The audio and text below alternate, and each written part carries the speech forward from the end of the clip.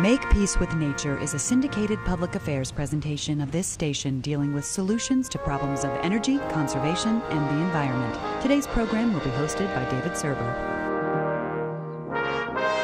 Hello, and welcome to Make Peace with Nature. Today, an examination of the magnitude of the problem of the safe and proper disposal of certain plastic products. In America, for example, 60,000 plastic bags, sacks, and wraps are used every 5 seconds. The United States goes through 100 billion single-use plastic bags every year at a cost to retailers of $4 billion. But what of the cost to the environment? As most of the bags wind up in the trash, local lakes, streams, and rivers, and amazingly, even in the ocean. But here in this forum, we soldier on, ever hopeful that at least some are getting the message.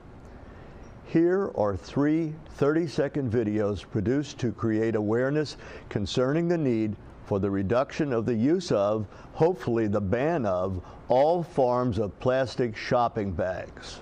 Get her done.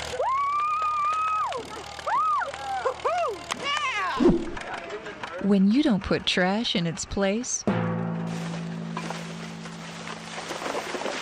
it's like it stays with you. Littering is not cool. Take out the trash monster before it takes you out. Put trash in its place. Come on, kids. Can't you fish any better than that? Pull that bobber up. Get a fish on that line. Come on. When you don't put trash in its place, Come on now. it's like it stays with you. Littering is not cool. Take out the trash monster before it takes you out. Put trash in its place.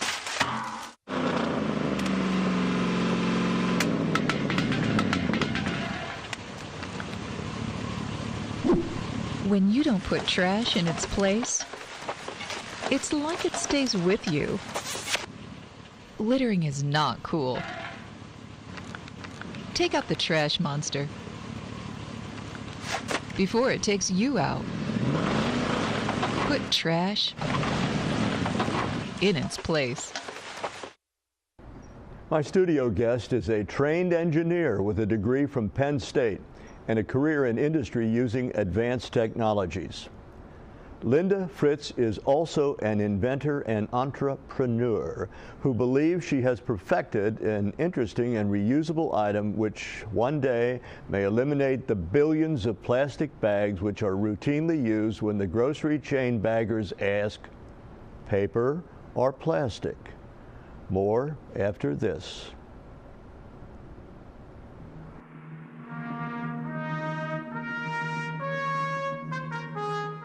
The views expressed on Make Peace with Nature are those of the participants and not necessarily those of this station or the program's underwriters.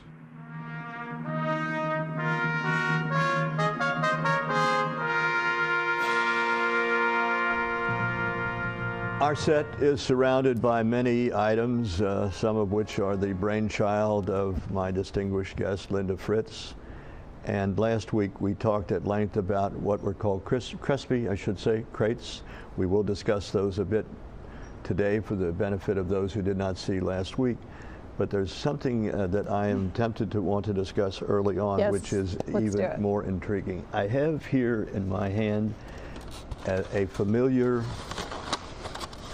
to-go box. We eat in restaurants, some of us, more than others, and rather than waste the food, we ask that we could take the food with us, and they bring us this box. The fly in the ointment, as I understand it, is that this is made of styrofoam, and it's not recyclable. No, styrofoam is like 95% air, something like that, and so you have to crush it to recycle it. And so the are machines, you saying it can be recycled? It can, but the machines are so expensive that nobody messes with it, you know, on a consumer level. So it can, but it isn't. But it isn't. And people say, oh, well, there's a recycling symbol on it. You know, you probably got one on the bottom of yours. But all that is it's just resin identification code. You know, they just happen to put the circling arrows around it to make you think, yeah, that it's recycling. No, it just means that it's a number 6, a polystyrene. And the styrofoams are the expanded polystyrene. That's what this is. If you go to like a Kroger salad bar, they'll have the clear polystyrene. And those aren't recyclable either. Okay, so you got it into your head that the students at Xavier University, which is here in Cincinnati, Jesuit school, they have a food line for the kids, and many of them are conscious of the fact that wasting food is certainly not a good idea. Yeah. People are starving in this city. Actually, it was the food services guy, Ed DeVoid, that heard about Eco-Takeouts. See, when I started my business with the Crespi Crates and I set up my website, I wanted to offer other reusable products that I thought would help eliminate some of those problems that I was seeing, the waste. I hate waste. And when I saw the Eco-Takeouts, I was like, oh my gosh, this is great. And when I asked, you know, who's using it, you know, can I be a distributor? I found out that here in Cincinnati, Xavier was one of the first early adopters to start using the Eco-Takeouts. And they were buying 100,000 styrofoam containers a year for their 5,000 students, because they had it's an all-you-can-eat buffet, and so students would come, fill it up, go back to the dorm, and throw it out. I should go back to school. You should go back to school. It's great. They have this beautiful cafeteria. I just shot a video of him, and I have to finish editing it. But so, it's and do I understand that they were investing $20,000? They were buying in these almost $40,000 worth of styrofoam each year. Now. And where was all that winding up? The trash bin on the school grounds? All over. Yeah, all the different trash bins. So there was not only the cost of the styrofoam, but also the cost of going and getting it and taking it to the landfill. I mean, he went from a number of dumpsters to one. And he has all sorts of other, you know, reusable things he's doing. He's composting and everything else like that. How much did you save the school? Well, this was before I came along. I've only had my business for like a year and a half. And like I said, I wanted to be a distributor of these, and I wanted to know who locally was using it, so I could then go to like St. Elizabeth's and say, hey, stop throwing styrofoam away. Look, this guy just across the river is saving he literally saves $20,000 a year, because he has to buy these. These are let me see the Eco-Takeouts. What's the difference between this and this? Okay, that's a number 5. That's a polypropylene. So this is washable? It's dishwasher safe, commercial dishwasher, and it's also microwave safe. It's BPA free, so there's no bisphenol A that you have to worry about leaching into your food. Also, if you close it, you'll notice that. So let me see if I understand this. Do the kids pick these up at the end of the line? I wish I had the video done. Yes, the kids. It's too late to. I know. You'll have to have me back. The kids, they all are issued one of these, you know, when they get their meal plan, and they go and they get their food and they take it back to their room and they rinse it out, maybe close it up, stick it in their backpack. That's why it's leak-proof or leak-resistant. If you close it, don't you have to put this in the washing machine? Don't you have to? Now let me get there. So they come back to the cafeteria with their dirty container. They go to That's this, right? Yep. They go to the desk. They say, "Hey, here's my container." The girl gives them a clean one. They go set that dirty one on the same conveyor that all the plates go on, that the kids who were eating in the cafeteria, you know, would set their plates and their silverware and their cups on. Right. They set their dirty Eco-Takeout. It gets washed just like a plate. So this one particular one is not the permanent property of the students. No. They put it on the line where they put the dirty dishes. It's like a library book. Right. And then where do they get the other at the end of the line? The beginning of the line? Right when they check in, when they scan their card, their meal card. So presumably that one has been warm washed or washed in some disinfectant. Yes. Who would want to eat the scraps of somebody else, right? Right. It's totally disinfected. It's totally clean, just as much as a plate Let me ask would a different question. What would be wrong with the students? I mean, some of them have a lot of time on their hands. I can't get it open now, but anyway, what would be wrong with their taking it back to their dorm room and washing it out? That wouldn't be permitted because of cross-contamination? Right. I mean, you wouldn't want to have somebody use one that a student cleaned. They have to go through the entire wash cycle just like a plate does. How much do these things cost? Those, like, I'm one of the only ones that sell singles, and they're $7 from my website. But when you buy in quantity, like Xavier's doing, you know, it goes under $5. So these were $5, and these styrofoam things that they were throwing away were what? Like St. Elizabeth's charges their nurses and doctors 25 cents every time they take one of these. Oh, but restaurants don't charge for them. No, not directly. Believe me, you get charged for everything. I actually take my Eco-Takeout to a restaurant with me. There's several different models. You show up in a restaurant with this? I do. I'm like a freak. They go, do you want that to go? I'm like, I have my to-go box, and I bring that out. And I take it to Kroger, and because it's so heavy and I don't want to pay. Why do you take it to Kroger's? I walk in with my Crispy Crates, and then I have my little to-go box in my little bin. I take this so when I get carry-out. You put a salad in the to-go box? Yeah, you can just tip it over like this. But first I have the deli weigh it. There are actually restaurants, not here, but there are restaurants and like little markets that let their customers use these, and then they do the cleaning, and so they already have the weight in their cash registers. But Kroger doesn't. So I go and I say, if you weigh weighed this. it twice, that thing's pretty heavy. It's heavy. It's like almost a half pound. It's very heavy. So they'll weigh it. I get my salad, or I'll get, like, you know, a meal. You know, they sell chicken and vegetables, and I'll get a meal, and then they'll weigh it again, and they'll put the price on it, and then they just scan it at checkout. But I will take this if I'm getting to go from a restaurant.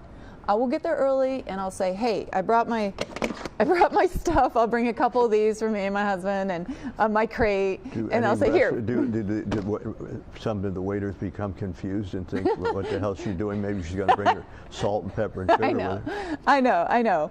All I know is I don't have a bunch of bags. I don't have a bunch of styrofoam I feel guilty about throwing away. Even like the meat, even when you get meat, I mean, I just want people to think about what they're buying. When you get meat, it's sitting in the plastic wrap, it's sitting on styrofoam, a hamburger, whatever, hamburger meat, right?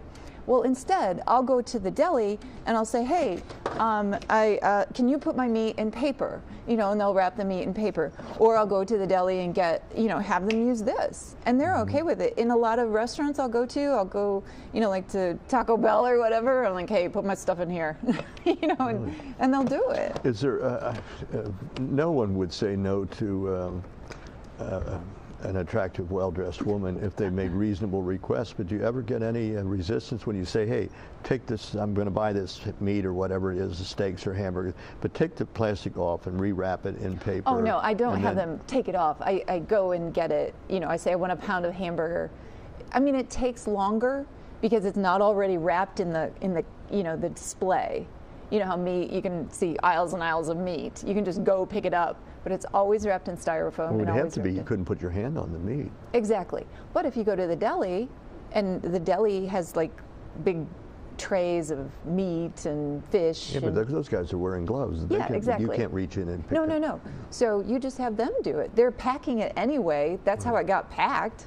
So then your idea is that you want them to put the sliced turkey or whatever it is in that, and then you... Or paper, because they do have But paper. then after they get it in, they've already priced it, haven't they? When Exactly. You don't they have weigh to it on scan the paper. That. Right, they on weigh the it scale. on the paper. Right, so you get fresher stuff too. I mean, all these things take a little bit longer. It takes a little bit longer to go to the deli, guys. Hi, weigh this, thanks. Go get my salad, please weigh it again, thanks. I mean, they like it because they hate to see all the waste. I don't even want to think about what like Kroger, those places where salad bars spend. All right, now you said last week that a major chain is considering selling your Crispy Crates, the device you just demonstrated. Is that going to be a reality, or can you foretell the outcome of that? If that happened, that would be it would be amazing. Amazing. It would be literally amazing. And I tell you, down where at the major chain that I shop at in Walton, the checkers absolutely love these things. In fact, one time I got that's because they see you every day and they're always happy to see I've sold it to so many people down there. A lot of people do use it, and I was, in fact, one day I was just about to say, hey, I put all my barcodes up if you could, and the girl goes, there are so many people using those now. We love them. Did you know that the lady who invented these lives in Walton? Really? I'm like, really? Linda, on that interesting note, we have to take a break. We do that now, please. Stay with us, folks.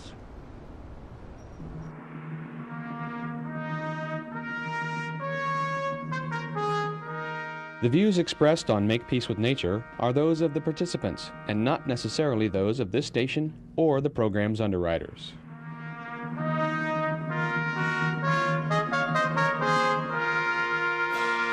I have Linda Fritz. This is part 2 of a 2-part series on her invention of the Crespi crates and her passion for preventing styrofoam, plastic bags, and all sorts of other things, preventing them from going into creeks, streams, lakes, rivers, and even, for God's sake, the Atlantic and Pacific Ocean. Now, I said here at the beginning, I want to read some of it again, if I may, please. In America, for example, 60,000 plastic bags, sacks, and wraps are used every 5 seconds. The United States goes through 100 billion single-use plastics every year at a cost to retailers of $4 billion. Now, you supplied those figures to me. I did not independently confirm them. They were off of one of the Earth, you know, These are verifiable figures. That does seem high, though, doesn't it? Well, that was, it's you know, astronomical. Your data is going to be, you know, a couple years. That was like 2012. So it's going to be even higher. Yeah, it's going to be even higher. I mean, recycling rates are inching up, but that's a lot of it's because there's bans. Last week, after all these years of doing these shows and a lot of other, only 25% of the American people recycle. Right. So in addition to the convenience of what you're demonstrating here, which seems obvious, what sort of dent will this place, if a major chain would, may I mention the name of the chain you're dealing with? No. Okay, all right. Well, this chain ABC with thousands of stores nationwide. Right. If they embrace this and begin to sell them, what effect will that have on the concept of recycling? Will that help people understand that we've just got to recycle come hell or high water? Well, either that or they'll just do it because it's so much easier and faster, and you know, it'll be like by default. And actually, even if nothing comes of that chain, the cool thing is I've already got, just this past week, an order from a city in Washington State that's near the coast, and they are buying 1,000 of them for their Earth celebration. They just put a plastic bag ban in effect in February, and their residents were a little ticked off about it. And so they didn't want to give out reusable bags. What city did you say it was in? Shoreline. Shoreline, Washington. And they didn't want to give out those reusable bags we talked about last week. Certainly not on Earth Day. No, they fall apart. You know, they're worthless. So they're going to get, I don't have their, I've just sent their webbing to be made, and the webbing is made in America and sewn here. Webbing is the handle. Yeah, the handle, right, like I've done some for other companies. Okay. And so that these are some of the other ones I've done for different companies. So they're going to have their logo, on the strap, and then they'll be able to hand it out, and it'll just be a continuous good promotion of what that city is trying to do for its residents, and for the environment. Right. So the key to what you're doing, it seems to me, and I'm sure it seems to you, is to land this big grocery chain, right? And so they would not give these out as an alternative, obviously, to the bags, plastic or paper bag. They would sell them on the shelves, along with other items they sell. They sell gift cards, and they even sell cell phones at these places. So that's the thing, that in talking with this chain, I know that model won't work for these. When you're talking Crespi crates, you're better off showing it on a video. A lot of the chains will send out emails that say, hey, we got this on sale, or this, get 5 milks for $1, whatever. And so it would be better to email people and say, hey, check this video out. If you're interested, we give credits for using it, or we give fuel points or whatever. When you've got to really think outside the box to market I don't understand that. I'm confused. If they're promoting it that way, why wouldn't they just have them on the shelf? Because shelf space, you can see they take up a lot of space. Shelf space takes up a lot of. You just collapsed it. It takes up I know, but no space. You can't believe how shelf space. Believe me, because that's when I first started marketing it. I ran into that, and people are like, "You really have to demonstrate it for it to move," and it's true. If it just sits here. So in other words, you have to have somebody at a stand. Or a kiosk there explaining how it's used. Right, and see, like the Shoreline, Washington City, they never even saw one. They just saw my videos. And they went, wow, that looks, I have people that are kind of just like me, that when we see it, we're like, yeah, that's the answer. You know, that's way better than bags. And then every system comes with some form of thermal protection. When using the word system, you mean the crate itself? Yeah, there's single crates, there's 2-packs, there's 2-packs and bags. But they're the same thing? They're just multiples of the crates and different ways to carry them. What is that blue thing in there? This is a thermal insert. So every crate system comes with at least one form of... So you'd put a chicken or something in there? You can do hot, you can do cold, and you know, it fits in here perfectly. It keeps things really cold, so you get a lot for your money. Some edamame? No. So, but anyway, and then they stack, you know, so there's just a lot more to them than the average reusable bag. So. Do you have a patent on these devices? It's patent pending. Mm-hmm. I applied this fall. Mm-hmm. And my first year, I was like my proof of concept year. Would people even like this? And they do. So I just wanted to make sure it wasn't just me going, yeah, this is great. You know. So I'm somewhat puzzled. You don't necessarily think that a chain, yeah, I don't know. They're not rushing to embrace it. It's so different. I mean, think about it. But I don't understand if they can find a place to sell cell phones and a lot of other things. There's nobody demonstrating the cell phones at anywhere. Yeah, I know. But it's funny. Unnamed store. Like the Bank of Kentucky is buying 350 of these for their Earth Day celebration. I see. Now, until I actually met one of the Bank of Kentucky executives, and he's like, hey, what do you do? And I'm like, oh, I sell these, you know, and I pop it open. He's like, oh, that's really cool. We should have that. They're going to give them to their good customers? It's going to be when they do their shredding. Bank of Kentucky has a shredding day. And what do they shred? You can bring your documents there, and they have the Cintas shredder at their main branch. Their main branch, and so they're going to be. Maybe I should be saying this. Everybody will go there. Well, we can get into that some other time. If they shredded the wrong thing, there'd be the devil to pay. Well, what if you brought your will in by mistake? Well, you hope people are smart enough to bring what they want shredded. Certificates. So they provide a shredding service. Right, on this Earth Day, and that's the day they're going to And how does that tie in with using these as a gift? Because this is going to be a great giveaway that people are going to end up getting. That'll say Bank of Kentucky. Pretty pricey giveaway. It is, but think about it. Banks used to give out toasters. Banks used to give out more than pens. When they gave out toasters, you had to sign up for it. Well, I think it might be tied to that too. An annuity. Yeah, they're not going to give you a toaster anymore just for opening up a small savings account. Yeah, I'm not exactly sure how they're going to tie it all together, but and the other company that's going to use these is Cincinnati Favorites. So if you move outside of Cincinnati, we're running out of time, as the clock is never on our side. It's television. So I would ask, please, if the director would display the graphics we use at the end of the program. The first is makepeacewithnature.org. That's the website for this program. So if you miss it or somebody told you about it and you didn't see it, just go on your computer at your convenience here or anywhere in the world. Watch the show in HD. And then if you want to get a hold or communicate with Linda Fritz, the inventor, entrepreneur, and one-time electrical engineer, farms.com, which I think is in Verona, Kentucky, right? Excellent. Yes. And then because we're getting some nice bump from a nonprofit group called the greenumbrella.org, they put the show on every week on their website, for which we're picking up a lot of good feedback. So we're grateful to them and happy to give them a plug on the show.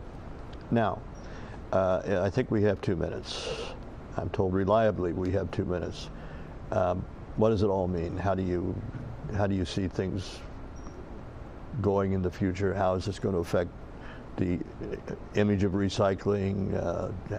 It's going to be a culture change, isn't it, for many? It is definitely a culture change. I mean, just the idea of, you know, instead of buying your stuff in a bag, think about, you know, how you're buying it, and maybe buy in bulk instead, and take your crate in with your containers and fill up your containers. I mean, it's just a whole new way of thinking, and I really appreciate the opportunity to come on. I know you have some pretty heavyweights come on and talk about, you know, the city and what's going on, and this is more of a everyday living type thing that people have to make choices to decide whether or not to be single use and use things that, you know, the raw materials took thousands, millions of years to make, and then we throw it away? Or are they going to get a few items that will help them be more appreciative of the earth we have, you know, and be better stewards of what we've been given? And I guess people say reduce, reuse, recycle. I say you should also say, really? Do I really need that? Do I really need that, you know, pre-packaged dip, even though I don't want to go home and make it? You know, that's the other question I think we should ask. Our time has expired. You've done an excellent job. Thank you so Good much. luck to you, and thanks for what you're doing to, consistent with the theory of this show, you found a solution to a problem of the environment, and we're grateful to have and pleased to have you on the show. Thank you. And of course, as always, thanks to all of you for taking the time to watch. Please watch next week.